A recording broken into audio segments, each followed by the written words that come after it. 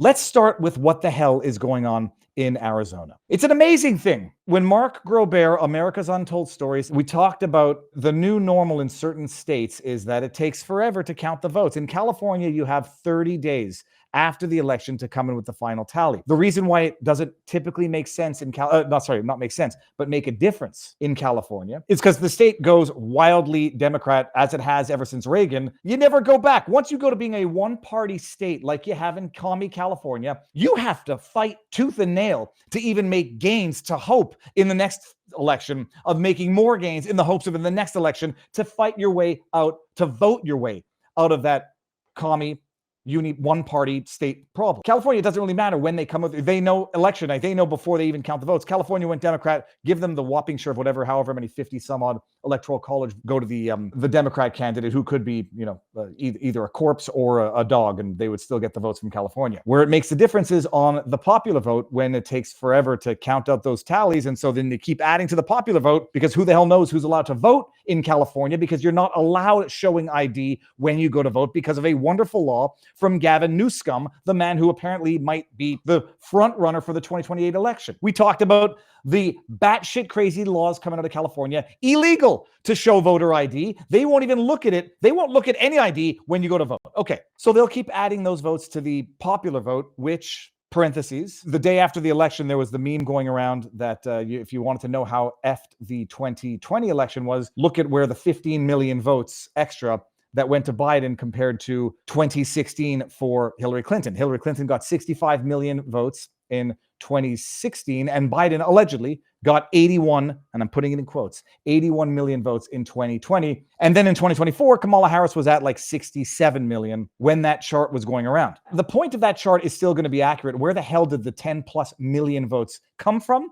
And where do they go? I don't know. There's a meme going around saying, okay, it was 15 million. It's not going to be 15 million by the time they're done tallying all of the popular votes out of California. It's still going to be a 10 plus million. Where the hell did those votes come from? And where the hell did they go for the total tally to show just how out of whack 2020 was in terms of Biden? So people are saying it confirms election fortification. Fine. People are also saying, well, the Republicans got a lot more votes in 2020. And that is true because it went from like 62 million for Trump in 2016 to 70 some odd million for Trump in 2020. That is true. It's either you attribute it to some fortification with the ballots, or everybody is in fact voting more. But when you look at Trump's numbers in 2024, the disparity is not anywhere near the same as Biden to Kamala. And so you're going to convince yourself that Biden, an old, decrepit white dude, even when he started running in 2020, got however many millions more votes than Obama in 2008 and 2012. Good luck convincing yourself of that. Population growth, fine, but it can't account for it. All of that is a big roundabout way to get to what's happening in Arizona. Arizona, it will be declared for Trump. Nevada will be declared for Trump, and they're holding off for optics. All right. They're also holding off because there are some fortification afoot in the Senate race between Kari Lake and Rubin Gallego. Jack Posobiec, phenomenal. Everybody knows who Jack Posobiec is. Insider, has got connections, has got information that many of us don't necessarily have, and you need to aggregate your information from the trustworthy sources and even from the untrustworthy sources to know that what they're probably telling you is probably a lie. All right. Jack Poso says, hearing some establishment GOP are now hoping Kari Lake doesn't win in Arizona so they can have an easier case why RFK, Tulsi, and others shouldn't be put in the cabinet. What's happening in Arizona right now is a fight tooth and nail to ensure that Gallego survives by the skin of his teeth. The numbers are so wildly tight right now. This is not for any other reason than full disclosure. I don't want anyone thinking that I'm giving this attention without disclosing that I have a bet on predicted, two bets for Kari Lake and against Rubin Gallego, because the odds were so wildly out of whack that it didn't make sense. They had Kari Lake at one point within the last 24 hours. I didn't get in at 5 cents or 7 cents. They had Kari Lake at a 7-cent percentage of winning. When the race started, Kari Lake was at 20% and Gallego was at close to 80%. This is where we're at right now. Holy heck, sweet people. Rubin Gallego, it is November 8th. The election was November 5th. So you've had the count on the 5th, on the 6th, on the 7th, up to the 8th. We're 4 days out, right? They still have until Sunday to cure ballots. And everybody should know that if you're interested, Kari Lake and others were tweeting out, you can cure your ballots until November 10th. 1,319,000 votes for Rubin Gallego and 1,278,000 for Kari Lake. And the difference, look at this, the Green Party. Oh, if only they had voted for Kari Lake. I'm going to make a joke about this later to get to Fetterman. Look at that.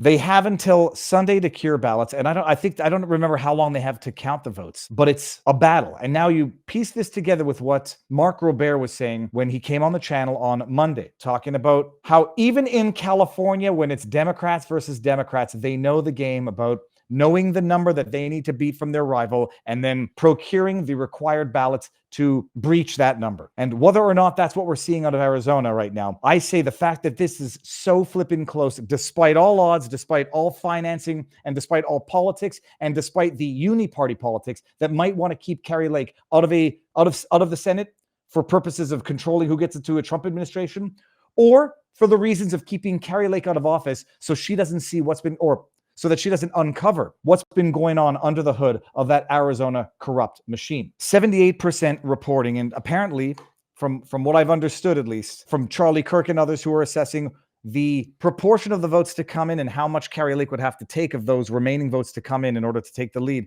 it's going to be a nail-biter right up until the end. Okay, Florida can do it. Bam. Same night. Pennsylvania had a little bit of trouble. They're still doing it. And there's some serious chicanery afoot for some of the seats over there.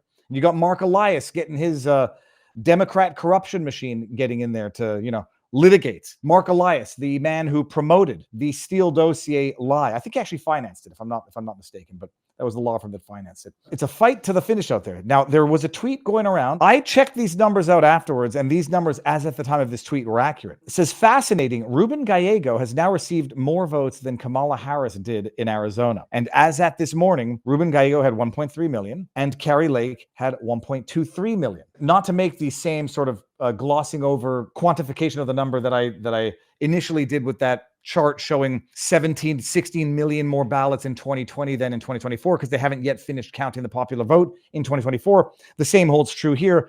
The count is still ongoing, and there's still 76% counted as at the time of this. That is going to be something incredibly interesting to pay attention to. If Rubin Gallego gets more votes than Kamala Harris out of Arizona, something is stinking to high hell in that. Richard Barris did come out and say that Kari Lake would be trailing Gallego even in Arizona, where Trump was beating Kamala Harris. There's other things at play in Arizona on the Senate level race, budgets, popularity, other politics, that it's not going to follow a direct correlation to Trump defeating Kamala Harris. I think it's 4% now, and they still won't call Arizona, but fine. That's one thing.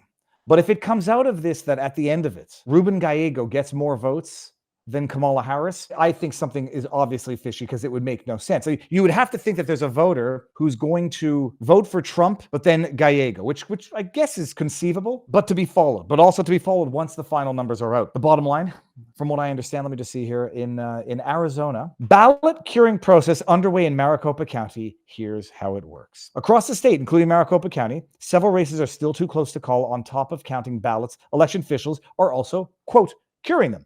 If you opted for early voting, curing is the process where the county elections team allows voters to fix any issues with their signatures on the green affidavit envelopes they are given to submit their ballots.